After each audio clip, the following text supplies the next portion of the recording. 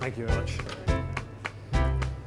So I've just been doing a mental calculation, which is in effect using functional skills in maths at level 1. So whether you are checking your change, writing a letter, or trying to put your holiday snaps into an online photo album, you're using functional skills. Oh, thank you very much. Thanks.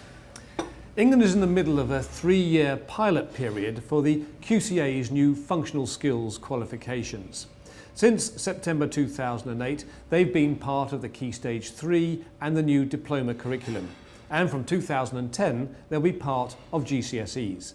They cover practical skills in English, maths and ICT for all learners aged 14 and above.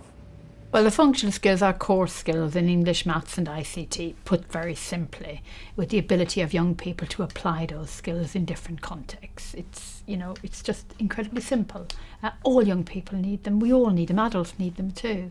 But we need to ensure that young people are leaving school with the functional skills that will enable them to succeed in their future lives. Achieving functional skills at level 2 in maths, English and ICT will be required for students getting the new diplomas at advanced or higher level. The government had also hoped to make it a requirement for GCSEs at grade C or above in the related subjects. But for now it's been decided not to make that link, although ministers hope that as many young people as possible will take the freestanding functional skills tests. I think functional skills are for all young people. I don't think you can differentiate. Young people who are high achievers on GCSEs need to, have functional skills. They can acquire them as part of their programme of study and undertaking their GCSE programme, but you need to test that functionality through the functional skills assessment. In other words, they need to have opportunities to apply those. Functional skills, in a sense, are a barometer of the need in our system for young people to have quite practical ways of going about things, being able to solve particular problems, having basic literacies. And they are a reflection of the fact that people say they don't get it in secondary education, or certain young people don't get it in secondary education. And therefore, in a sense, functional skills are a criticism of what hasn't taken place. They're a criticism of an absence in secondary education. So I actually think that it's better to think about this not simply as a kind of an initiative, but something that is deeply needed and something that has been troublingly, kind of worryingly missing inside our system, particularly as the system seeks to involve 100% of young people. In the revised secondary curriculum, there are functional skills included within all of the subject areas.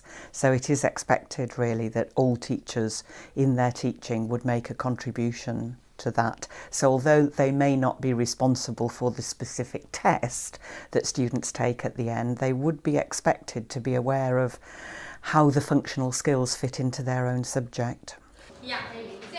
It's how the learner applies their functional skills that counts. The level of qualification is determined by the complexity and technical demand of the activity. Familiarity with the task and the learner's independence also matter. We'll look at each subject, starting with maths.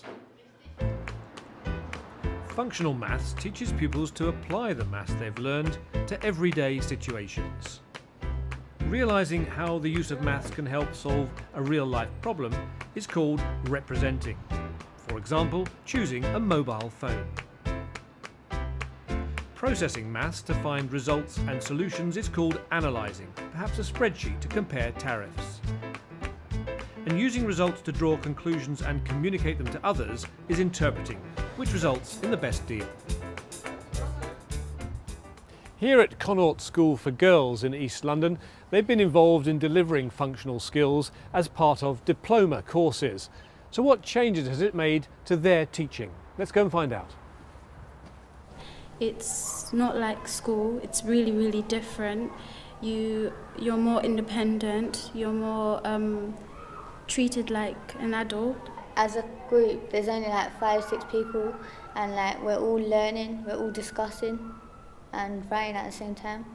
There's many models for delivering functional skills, from the blended across to the discrete end of the spectrum, and I think really a mixture of those would be the best ideal way to deliver functional skills.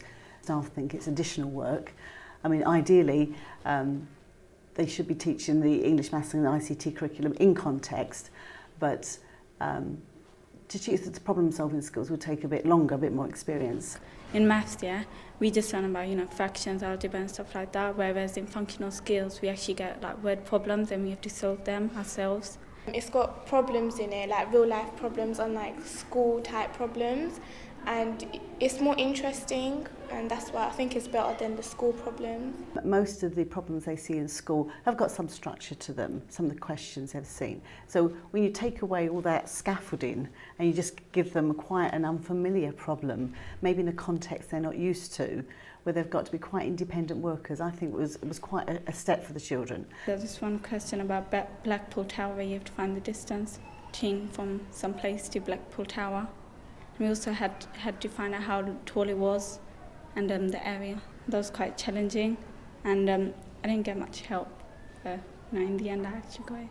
Teachers want their students to pass the tests, whether it's functional skills, GCSE or whatever, and so they will work hard to prepare the students for those functional skills tests. So if that improves their problem-solving skills, I think that's a good thing. I mean, my only hesitation is why do we have a separate set of examinations, because we're in quite an exam culture, that if there were weaknesses in the GCSE models in English, Maths and ICT, why wasn't it implemented into those 3 subjects rather than introduce additional examinations? You do have too many exams, but it actually pushes you to do harder. You don't want to fail functional skills, because then you fail the whole diploma, and it's sort of like it pushes you, and like if you really want to pass, then like you have to pass your functional skills. So. Now let's look at Functional Skills English at Level 2. Functional English calls for communication and understanding across 3 areas: speaking and listening, reading and writing. In Level 2, that means contributing to discussions and making effective presentations, selecting and summarising texts from different sources, using a range of different writing styles, and using spelling, punctuation and grammar so meaning is clear. To understand why there's such an emphasis on functional skills, we have to go back to 2005, when 14 to 19 policy highlighted teenagers' lack of basic skills. It was something employers, particularly the CBI, had been campaigning on. What businesses are saying is they don't expect young people to come out of school ready to do a particular job, but they want that broad preparation for employment. I think if you look at what school education is there to do, it's to broadly prepare you for adult life, and a key part of that is going to be work for the vast majority of people. As you probably know, there's been several different methods tried out for assessing functional skills. Does the CBI have a view of which is the best one? I think business's priority has got to be get this right first up. I think it's a new qualification. Let's make sure it's delivered in the right way. In the long term, I think businesses would like to see it as a hurdle within the GCSE qualification. They want to ensure that a C in English and Maths at GCSE is seen as a good standard for functional literacy and functional numeracy. So I think in the long term, yes, we would want to see it as part of the GCSE. To a certain extent, I think the response to the functional skills tests is more something to appease a media debate than actually of educational value. It's to be able to point to results and say, well, we can demonstrate that young people are literate and numerate. In fact, you can demonstrate that through all the subject areas that they do. You can check if they can spell, if they can use grammar. You can check if they can use their numeracy skills. So I'm not sure that there's huge educational benefit to it, but I think it is about trying to make the system more accountable externally. So what does Level 2 look like in our final subject, ICT? It's using technology in a wide range of contexts, from home to employment. This means using a variety of ICT systems, from software to planning work and troubleshooting problems. Finding and selecting information, from newspapers to search engines, and using ICT to develop and share information, from text and tables to images and records. Eventually, we would like to see the tests being online when ready tests, so that as soon as a student is ready for a particular level, they can be entered for it in a simple online assessment of the sort where you get the response, the result of that back quite quickly. I think what we've got to remember with these tests is that they are not designed to be to come out with a highly sophisticated result. They're a pass or fail. It's now clear that actually the original proposal, which would require a level 2 in functional skills before you could get a grade C or above, is no longer the case. Why do you think that has changed, and is that going to cause any problems? I know there are a lot of technical issues around the functional skill test being part of the GCSE, not least because you might want to enter a student for a functional skill test in year 9. By year 10 and 11 they might be in a different school, they might have moved house, they might be looking at a different awarding body. There would actually be a lot of administration around putting these various sections of the result together. So for examination officers it would probably make it a lot simpler to have 2 separate tests.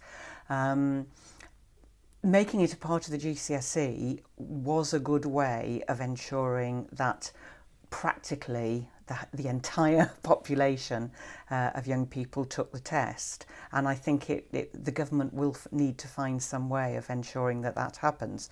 What's the timeline for schools? September 2007, pilots in English, Maths and ICT functional skills began. July 2009, the QCA to provide reports based on the evaluation of the pilots. Autumn 2009, awarding bodies to provide specifications to schools for revised English, Maths and ICT GCSEs, including functional skills.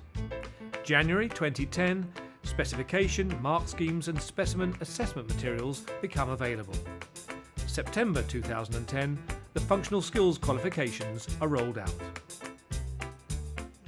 I've interviewed too many young people at 16 who have missed out on all of this, who've lost their grip in the classroom. And once you lose your grip in the classroom, every lesson becomes a humiliation. And somehow they've got to be able to realise that they actually can do these things. And it's not just going to be done through functional skills testing. It's going to be done by embedding these skills in the things that young people actually know they can do. I remember one young lad said to me, you know, there's more to painting and decorating than meets the eye. And what he meant was, it wasn't just about slapping paint on. It was actually understanding some of the theories behind this. Or the lad who stuck his head inside the bonnet of a car and suddenly realised the need for mathematics. There have been complaints about students' functional skills in English and Maths ever since the very first school exams were set by Cambridge University 150 years ago. Those complaints have also been a constant refrain from employers. But now there's a real incentive for change, because the functional skills qualification will be freestanding, worth half a GCSE, and what's more, it'll carry points towards school performance tables.